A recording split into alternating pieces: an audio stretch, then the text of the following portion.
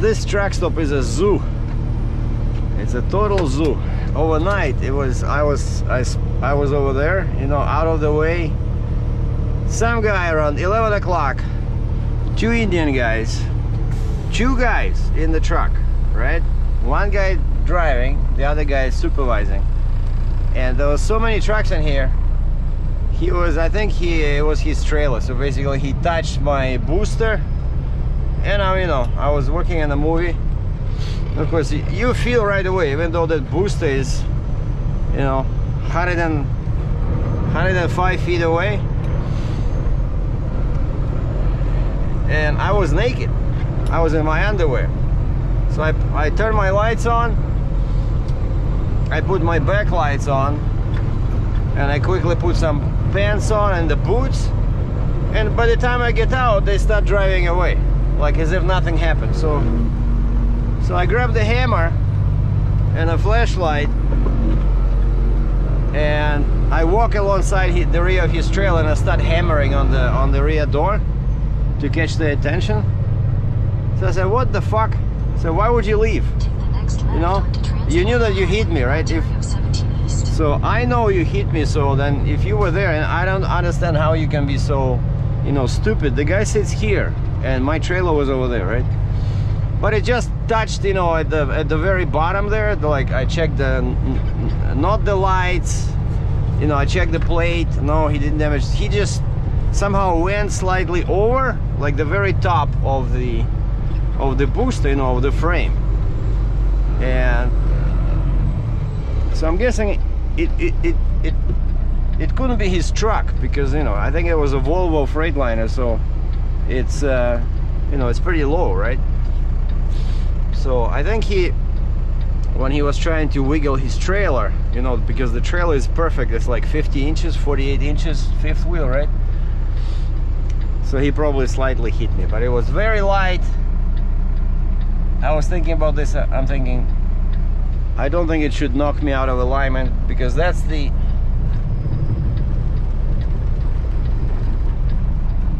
danger, right? Because an alignment is pretty expensive. And so this is my second circle I'm doing, because I was lazy yesterday. Well, not lazy actually, I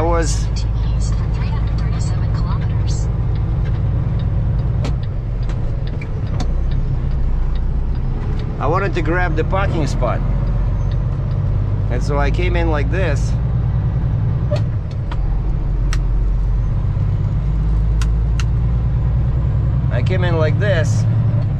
And out of the 4 pumps, only one is working, number 2, like fully, both sides. And number 1, only one side is working. That's what I learned in the morning. Because this Husky's, like, everything is broken, the washroom, the tap is broken. And so you have to go inside, you know, before you park your truck, you have to go inside and ask her which pump is working. And she says, well, if you want both sides, that's pump number 2. But you know, yeah, they put like a red sock on the pump, on the handle on one side, but it's hard to see from the street. And so I see guys do it all the time. They go in, they start backing out, like the poor guy next to me, the kettle hauler. He was in pump 1, and I see he walks over to grab the satellite pump, and I say, hey, that one is not working. And he's like, son of a gun, he says, I just prepaid $800. And the lady at the counter didn't say anything. I say, well, it's Husky, everything is broken. It's always a good strategy to ask them which pump works before you go in. And so that's one thing I learned from my last experience with this crazy place. But yeah, there was so many trucks, you know, like Saturday, but looks like a lot of freight is moving, you know. But of course most of them are dry vans and reefers. Like, I'm pretty sure the guy who hit me was a reefer. But again, it wasn't so much as a heat, but just I wasn't impressed. Like the guy drives away, and so yeah, so finally he stops when I start knocking on his door with this hammer on the rear door.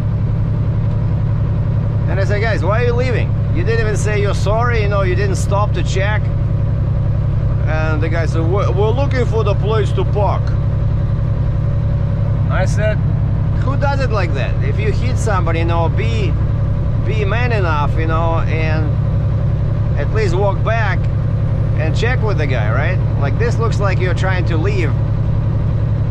That's why they parked, and then eventually that guy, the supervisor, I call him, like the guy from the right seat, probably he owns the truck. You know, some of these Indian guys, that's what they do. They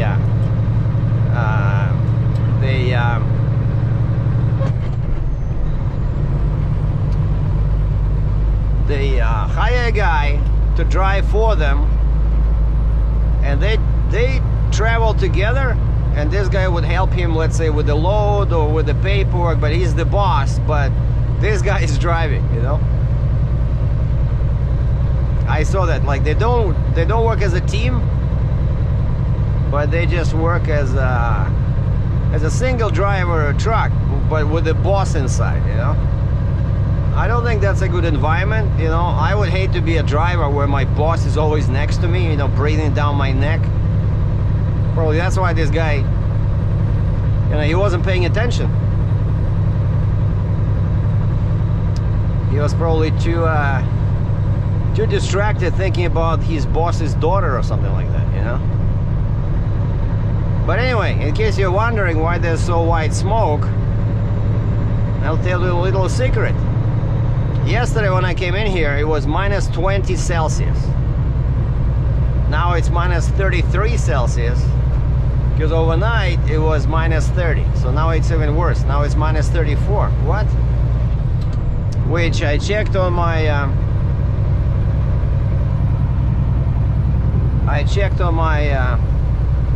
the Fahrenheit. It's pretty much the same as like minus 30 F. And so I bought a big jug of anti-gel just to be on the safe side, because of course they have to put something in the fuel. That's why many guys that work in Canada, they say we don't use any anti-gel because the pumps already have additives in them, right? Otherwise the fuel would gel right at the pump. So definitely, you know, especially at this temperature, they have to use something. But yeah, just nuts. But this is just one day. I was checking, and then like in 2 days next week it'll be like minus 10 Celsius.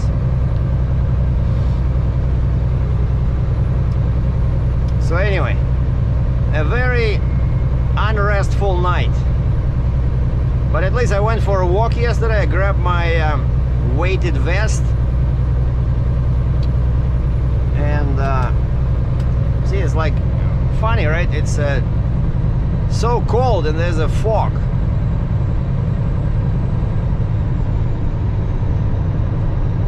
And I decided to stay on I already know this highway, you know, the 11. So I don't want to go near the lake, because over there you can have this stuff. You know, it's can be dangerous. And so yeah, I had to idle. Because I shut down the truck, minus 20. I'm thinking, okay, no big deal. I know my truck starts at minus 20. And turn on my bank heater, my Webasto, and guess what? As soon as I turn it on, maybe 20 minutes later, it gives me a red message here: low voltage disconnect, abandoned vehicle. No, I didn't say that, but so I had to turn it off, start the truck. And then I look at the temperature. It was minus 25. And I'm thinking, that's it. At minus 25, it's already touchy-feely, you know, it, especially my batteries are not the best now. Because that's what happens, you see? The batteries don't hold charge. Like the truck starts, but especially when it's cold, the batteries just lose the charge very fast, you know? And so the danger now it's minus 35. Like, what the heck? What is going on here?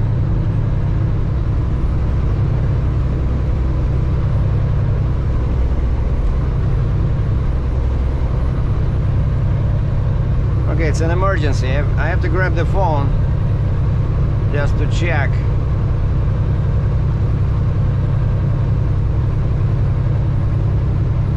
It says minus 27 F.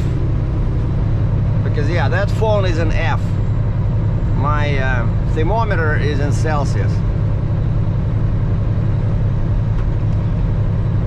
But yesterday, man, I started at 6 o'clock, right, local time, and drove all day, and it took me 9.5 hours to do 800 kilometers, just over 800, so just over 500 miles.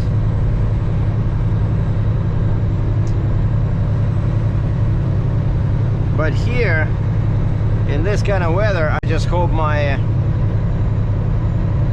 fuel filter doesn't freeze. But I drained everything in the morning. The fuel filter was dry, I mean empty, shouldn't have any water, and I added anti-gel to the fuel, and plus it was idling all night, right?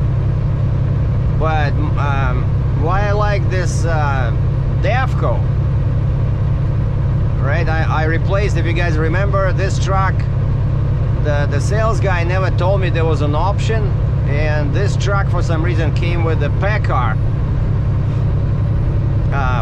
fuel system, which everybody complains about, and it was not connected to anything. There was no preheat, there was no coolant line, and I always had issues with that system, especially in winter. And so finally I had enough, right? And I went to Kenworth, and they charged me $6,000. I hope they can sleep okay at night. So the Kenworth and Cambridge charged me over 6,000 Canadian. I said, why is it so much? Like, that system is like, I forgot, what is it, $800 US plus install. And they said, well, we didn't even charge you for the entire time we spent. I said, wait, who cares how much time you spend? There should be like a book, right? It says, replace the fuel system, let's say, I don't know, 50 hours, 40 hours, right? I don't know. But they say they spend way more hours than what they charge me for. But they still charge me for the actual hours, not for the book value, which is not how it's supposed to be. But anyway, but at least now this Davco has a coolant line going in, and so when your truck warms up, the fuel is supposed to be warm, so it's always connected there. But it's a tiny little line, you know, it's not like a hose, you know, but it's still, there is something going on in there. And also I like that on this Davco, it's very easy to see when it's time to change the filter, right? On the PACCAR, it was upside down. You cannot, I don't remember, but I think I couldn't see the filter. Right here, everything is open, and so I like it. So basically, if you're buying a Kenworth truck, make sure you get Davco instead of a PACCAR fuel system. Just the assembly, right, where the fuel filter water separator sits. And also I know another thing that's good if you do heavy haul, another thing they recommend is get a bigger the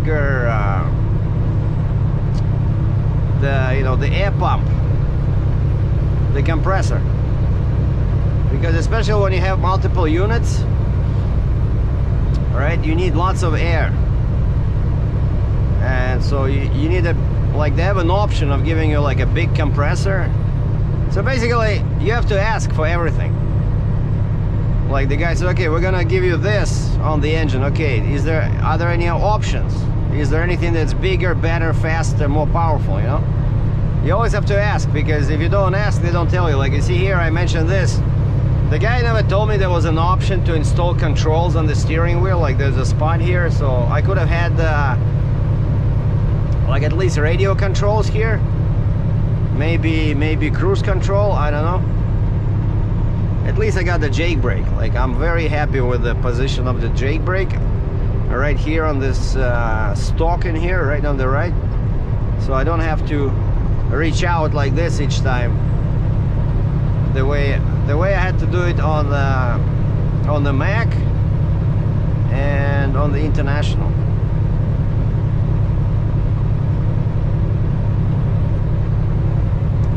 Minus 35. Man.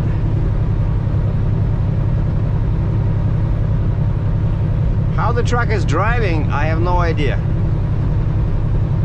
I hope that coolant line is working, because if it's not working, that's it. The fuel would freeze, because it's open there, right? It's right next to the wheel, the assembly. And if you're driving and it's minus 35, with the wind, it probably feels like minus 45.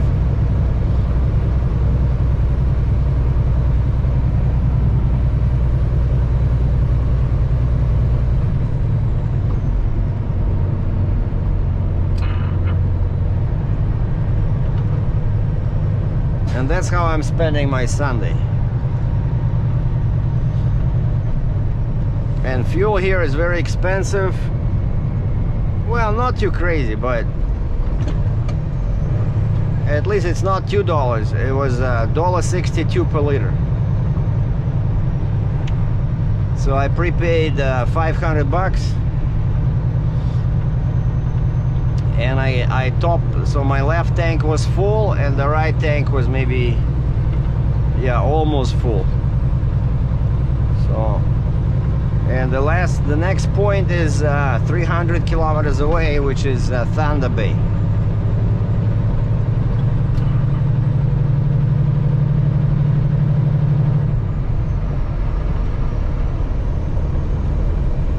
I started to accelerate because I thought the 60 was off, but it's worse. Now it's 50 kilometers an hour.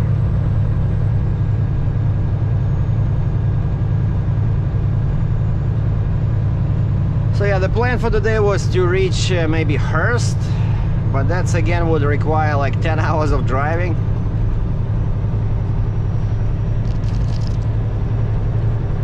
Probably I'm not gonna make it to Hearst.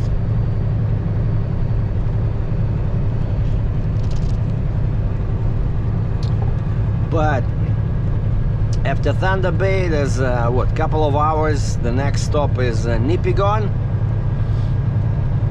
Right, and then after Nipigon, there's Robin's Donuts in Long Lake, which is even worse than Husky. Everything is broken, nothing works, cash only.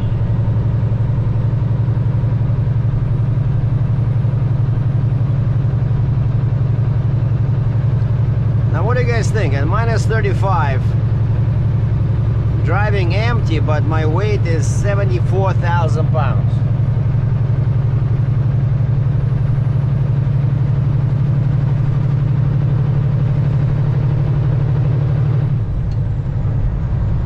What do you think my fuel consumption is like? 49.7.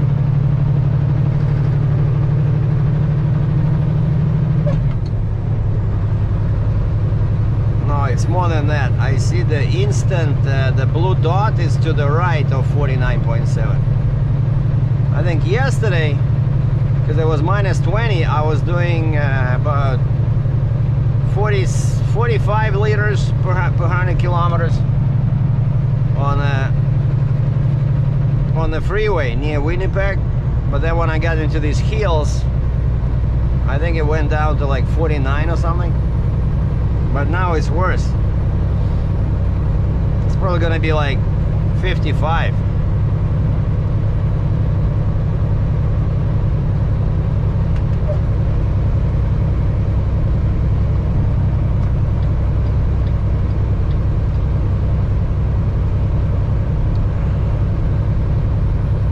At least the sun is shining, the roads are clear, so that's good. And my booster,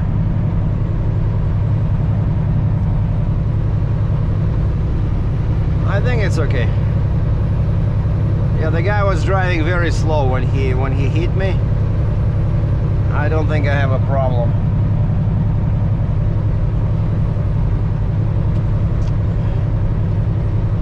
I don't worry about, you know, like small scratches of paint. I no longer worry about that.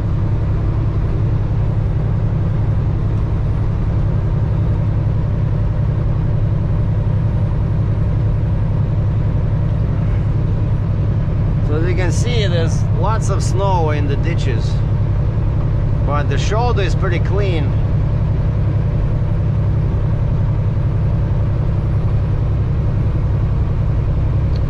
So it probably snowed here, I'm guessing last week.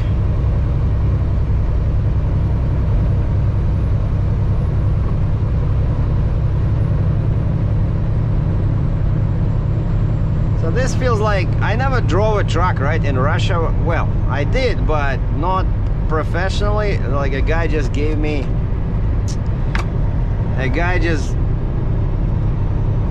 people were giving me trucks to drive for fun, like on the field, but I never drove as a trucker. But I almost want to say that this feels like probably like driving a truck in Siberia somewhere. Because honestly, right, what you see is forests, lots of hills and snow. Minus 35. It does feel like Russian Siberia.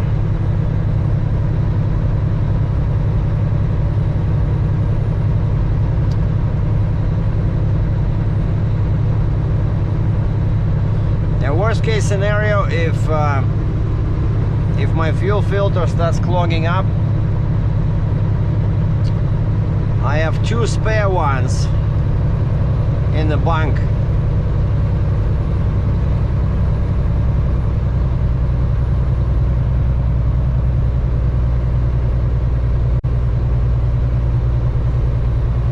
And I have that wrench, right? So of course, I hope it doesn't come to that, because changing the fuel filter at minus 35 is not exactly my idea of fun, but you gotta do what you gotta do, right? If the truck stops pulling, because that's what happens, it basically starts dying on hills. I remember, yeah, right before I changed that Pekka to Devco, that it happened to me in North Dakota. I think it was last winter.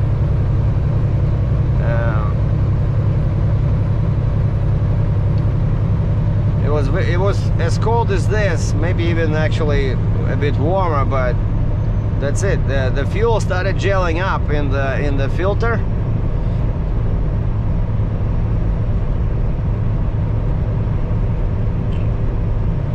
And I didn't have any warm-up because I still had that back car. So you definitely need a coolant line connected. You know, not if you're somewhere in Florida or Texas, but if you're here, like in Canada, as you can see, like I'm not lying, right? So probably minus 30 F now, minus 35 C. Oh, and I went for a walk yesterday. It was so cold, but actually it felt so nice. You know, I have these winter pants. You know, I have a warm jacket. I put on my snow boots, and I use my weighted vest, 35 pounds, and my hiking poles. It was pretty cool, like walking the snow, you know, like a very hard snow.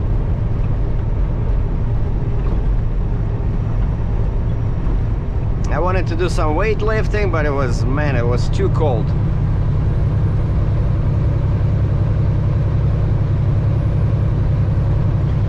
So I think by the time I reach Cambridge, my truck is gonna be white again. Everything will be white. So this is a treat for you guys. If you're sitting somewhere in the south of New Zealand or south of Australia or in Florida, right? I understand. I would be laughing my head off too. Like, why somebody would want to live here? But it's not too bad. We have diesel, we have coffee, so life is moving on. This is the town of Ignis, population 1,300 souls.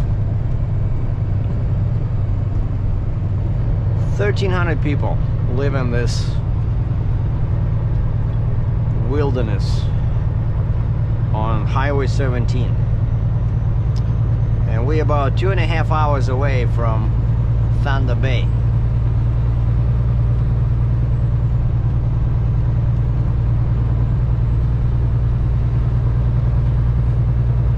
The temperature started improving a little bit. It was minus 36 Celsius, now it's minus 32, so 4 degrees Celsius, probably about 6 F.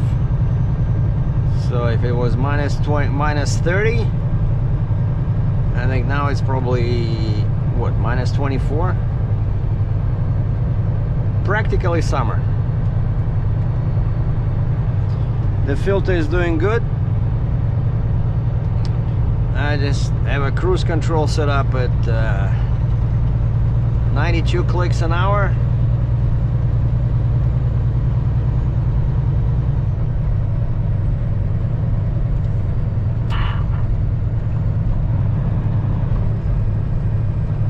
But so many trucks, you know, for the weekend.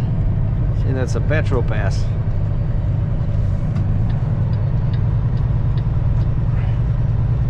Yeah, the right lane is like 8 feet wide. All right, let's see, what's the diesel? Oh man, never saw such a price. 179.9 per liter Canadian. $1, pretty much 80 cents per liter. If you want to buy diesel here, you're welcome. $1.80 per liter. That's like somewhere, you know, they're saying in Norway or somewhere there, right? It's like over $2. That's just crazy. Yeah, I got this morning, I got a heck of a deal at $1.62. Yeah, once I had to buy fuel here.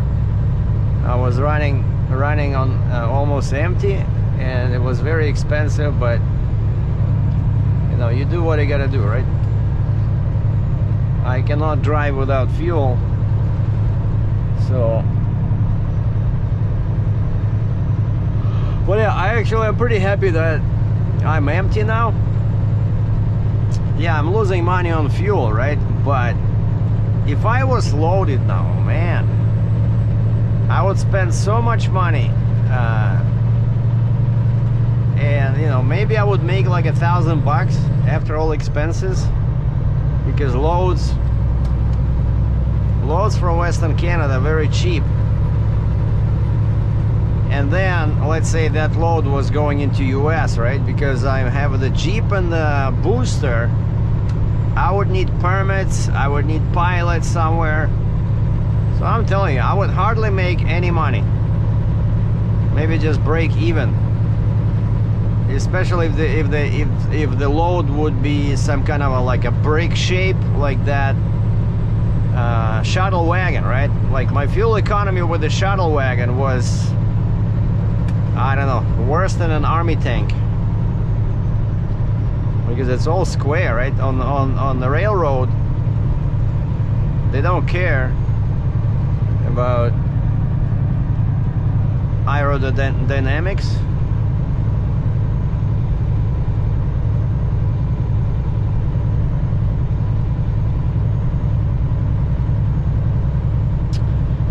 Minus 32, man.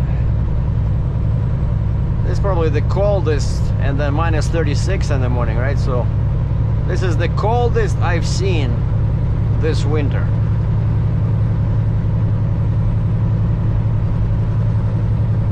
Before this, it was minus 28 when I was in going through northern Ontario with that.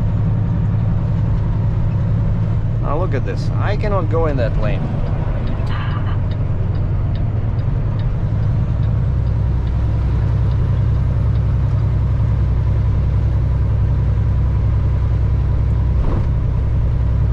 It's like 6 feet wide.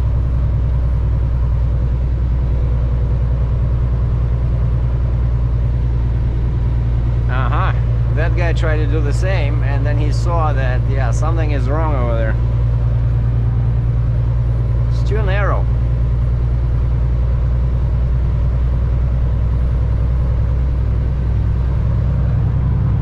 And then he died on the hill.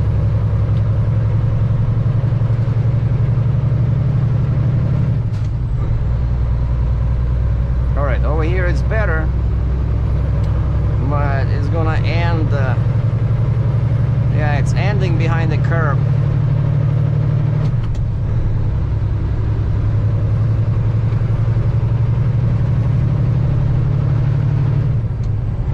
I see, like, situation like this, right? If I was that guy, I would try to look ahead.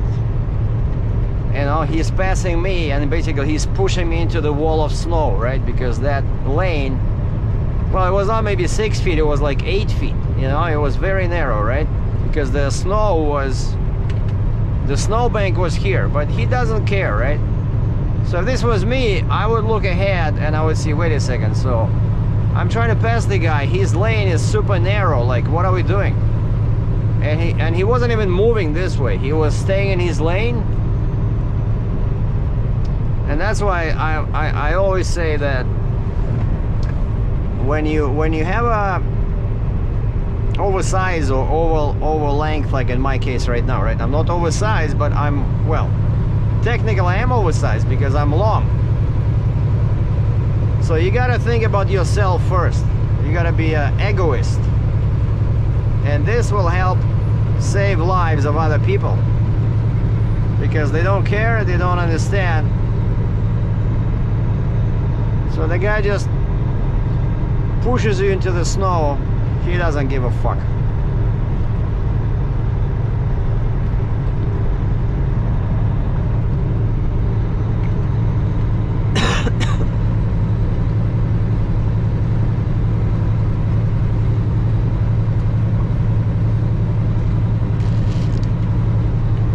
Yeah, sorry for the swearing, but the language filters are off at minus 30 Celsius.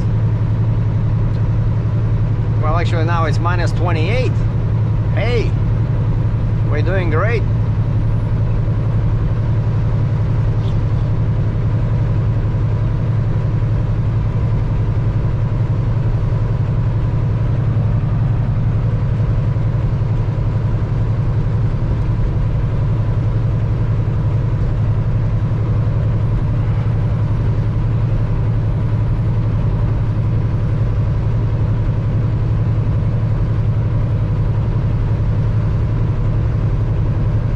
Quite often over here they have accidents when one truck, you know, veers into this lane. I remember a guy was killed and he was, you know, I was at one time I was writing stories I was like a freelance writer for truck news. Yeah, if you search on trucknews.ca, like on their website, you can still find some of my stories. I just wrote, you know, like tips, how to, you know, how to save money on the road, stuff like that, how I bought a truck.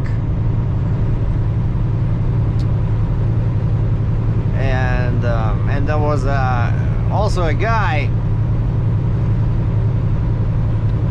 writing stories, also a trucker. And then I see one time I pick up the truck news, and you can find it at, it's a Canadian magazine. Most truck stops in Canada, you can get it. It's a free publication. And I pick up a copy, and they have a picture of this guy, and says that he was killed in an accident on Highway 17. So the truck was coming on, probably the guy fell asleep, or maybe, I don't know, it was at night or during the day, and so he had nowhere to go, and head-on collision, that's it.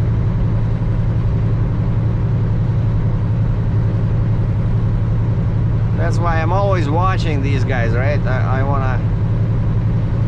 What are you flashing? Well, there's a... He flashed his lights at me. Probably either there's a cop up ahead, or there's animals. Like I know in Russia we used to do this all the time. You know, in Russia you always flash your lights to warn other motorists about cop ahead, but over there it's all, you know, there's no tickets back then, right? It's all, the guy stops you. Most of the time you had to pay a fine in cash. Why was he flashing lights?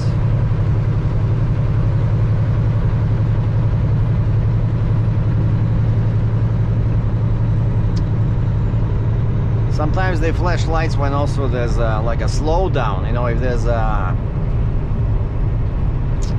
there's construction up ahead, and there's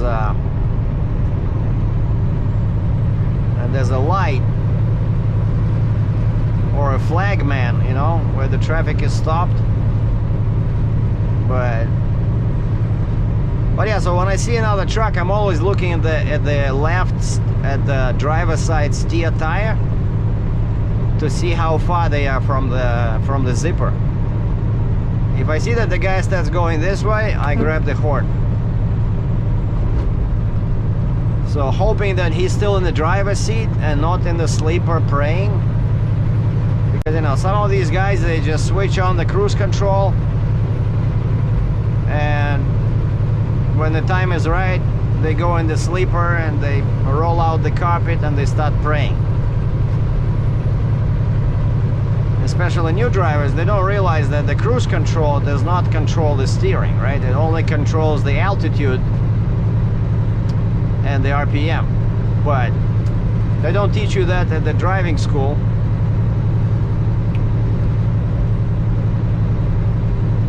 And another thing to look out for on a road like this, right? 2-lane road. You see how many trucks are coming all one after another?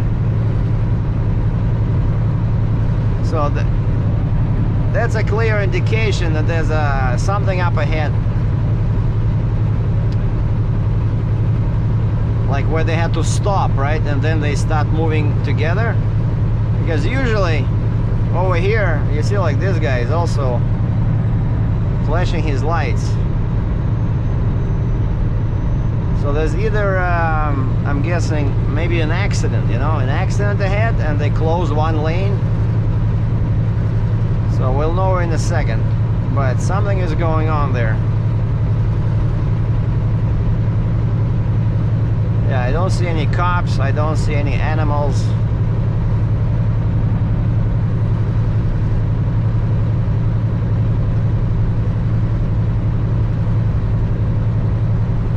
Okay, is this wide enough? Okay, look, this one looks okay, so I can go in here. If he wants to pass me, let him go.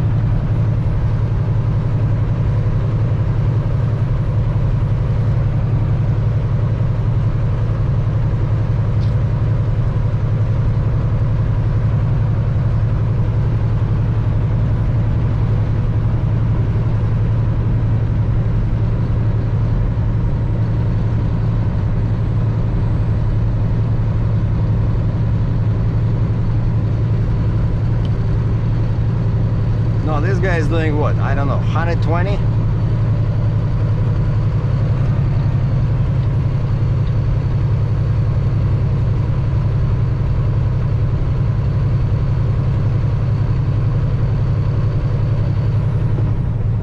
You see? I knew it.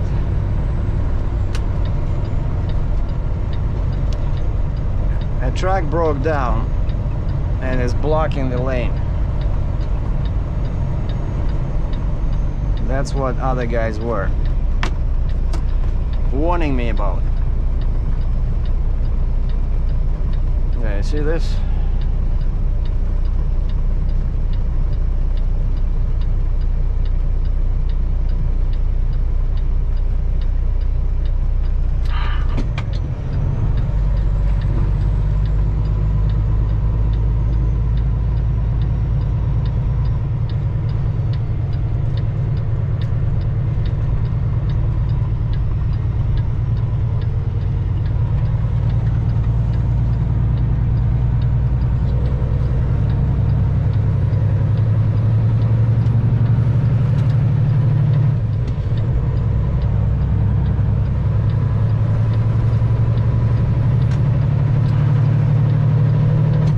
Imagine, I don't want to be in the shoes of that cop over there. Now it's minus 28.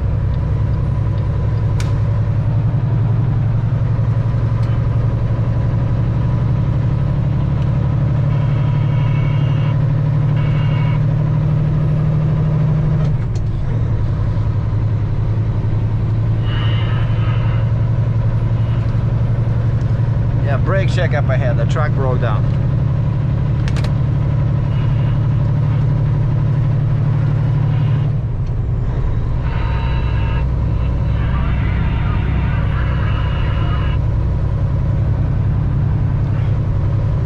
So I'm guessing the guys, you know, this happened to me. I know exactly what happened with that guy.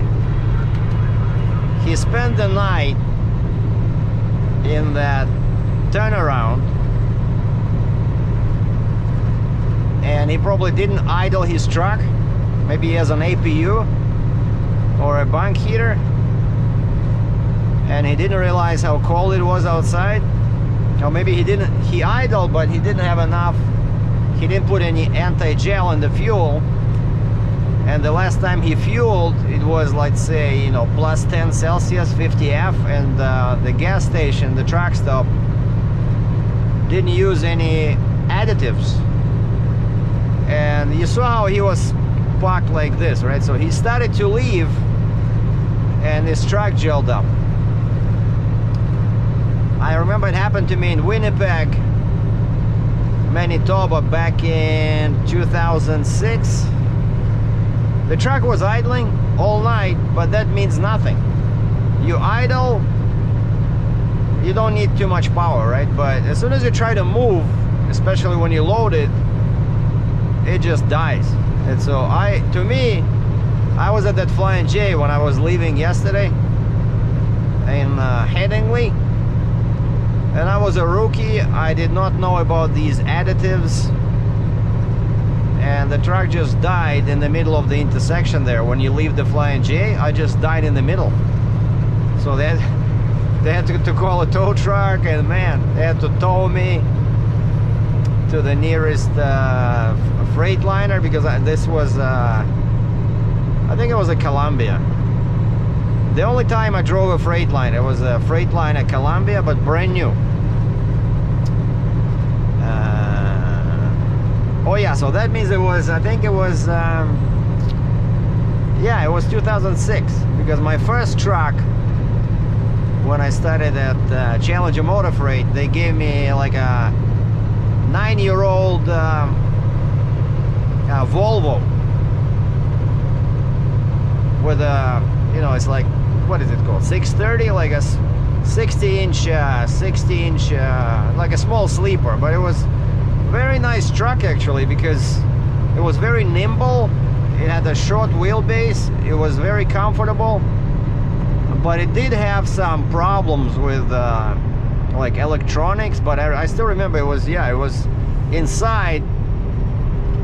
I liked how it was set up, you know, like Volvo definitely knows how to make the life of a driver comfortable, but I don't think you want to own a Volvo, right? If you're a company driver working for working for somebody who owns the truck, then it's fine. But the Volvo, just too many creature comforts, you know. It's like, and plus the steel cab is very heavy. But you see over here, like Kenworth still does not get it. Like, why would you make this angled down towards the windshield, right? Why not make it like level and give me some pockets in here so I can put some pens, you know, or maybe some, you know, even my wallet. Like, I have to put the wallet on the floor because, you know, this should be flat. This should be flat with some trays for the CB, and that's how it's on the Volvo. On the Volvo, I think you even have a cup holder somewhere here, but this is level. I remember Mac was the same, but I think my International even had a level spot in here. But basically, yeah, for a driver, I think Volvo is a great truck, as long as you don't have to fix it yourself and somebody else is paying to fix it, and you don't care about the weight. But I do like the look of this what is called VLX, like they have this heavy duty truck designed for heavy haul. But now there's an issue, right, with this big engines. Like, if I were to change my truck now, I wouldn't be able to find the same big engine that I have now, because they're in very short supply. So I should probably try to buy some Cummins stock, you know, because they are selling like hotcakes.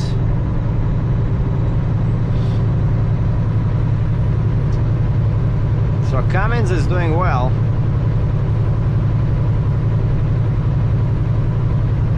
I think Caterpillar made a big mistake when they decided to pull out of the highway truck market, because everybody loved that Cat C15, right? And then they couldn't make it emissions friendly enough, so they tried that A cert. There was issues. I think there was even a class action lawsuit because people proved that Caterpillar knew that the engine was defective. Like, the engine itself was excellent, right? But then they added this A cert, which was trying to burn exhaust twice in the cylinders, and that was causing all kinds of problems.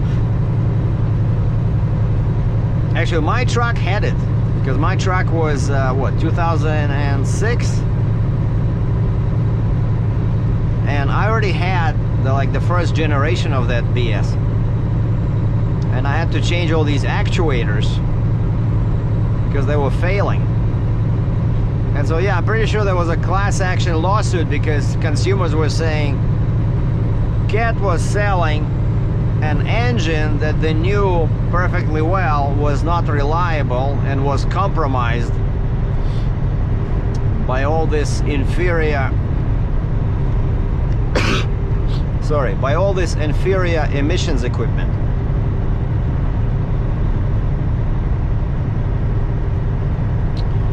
But it was a great engine. So somehow Volvo found a way to make it work, right? And I remember even the president of Challenger Motor Freight, he flew to Europe to look at the European Volvo trucks. because they were the first to start doing this DEF, right? They started doing this DEF, getting away from that exhaust burning in the cylinders, but they still do it, but at a much smaller scale. But weather like this, like Western Canada, right? They all, as soon as they buy a truck, they get rid of all the emissions. In Western Canada, nobody cares because just trucks with emissions don't work very well in such cold temperatures.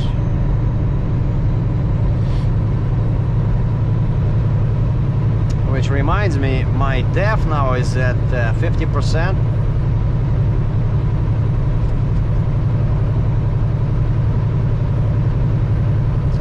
When I got fuel, of course, DEF pumps were closed. I think they close them after, when the temperature drops to about minus 15 Celsius, they close DEF pumps. But when I was in Fargo, I'm in Fargo, I think it was pretty cold. Not as cold as now, but it was cold. And I go inside, I said, hey, I'd like to prepay. And she says, diesel or DEF as well? I said, what? Your DEF is working? And she said, yeah. I said, how is it possible? I know that, you know, DEF is pretty much water, right? With urea. And she said, well, it's cold here in the winter quite often, right? In Fargo, North Dakota. So she said, our owner, after a couple of years, he had it with the cold, and he just installed a heater in the DEF tanks. So because of that, she says, we have DEF all the time at the pump. I said, brilliant. Why other people don't do this? Like other truck stops. But of course, they don't care, because let's say at the pump, I don't know what the price now, but now it's pretty close to the price of diesel. So I don't know, let's say $3 US. $3 a gallon. So that means that you pay $6 for 2 gallons. Right? But if you buy a jug, it'll be 20 bucks. You know? And so I don't know who makes money on this, but basically DEF and jugs is almost 2 times more money than at the pump. But some people say it's better quality, it's cleaner. So sometimes actually it's good to buy DEF like that. And I think that's why most truck stops, they don't feel the need to install heaters, because I'm guessing they make more money when they sell you the jugs, you know. But this guy, so my kudos to Petro in Fargo, North Dakota, you know, because fuel has heaters, right? Otherwise, they have heaters in their tanks. I'm pretty sure they have they put additives in. Otherwise, the pumps would not work in cold weather. So why they cannot do that with DEF, right? Because the thing is, if I have to buy DEF in a jug as a trucker, I'm just gonna buy one. You know, I'm not gonna buy, let's say now I know I could use maybe 30 liters, because my tank is 60 liters, pretty much close to 20 gallons US. Yeah, probably it's 20 gallons, so maybe what, 60, 74 liters, like 75 liters. So I know I'm at the half now, so I can buy 30 liters. But if I'm buying a jug, I'm not gonna buy 2 jugs, I'm just gonna buy 1. But if I see that there's DEF at the pump, I would fill up the tank. And that's the advantage for a smart, you know, truck stop owner, because he or she would realize that people would spend more money and you know, fill up the tank when it's readily available. And of course it's much easier to fill up at the tank, I mean at the pump, right? Whereas if you have a jug, you know, you have to attach that little hose, you have to hold it, then you have to shake it, make sure there's not a single spoonful of DEF is left, because it's so expensive. So,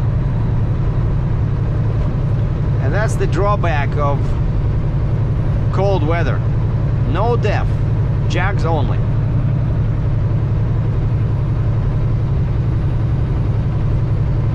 Now we have my favorite birch trees again. Just like I said, this feels like Siberia.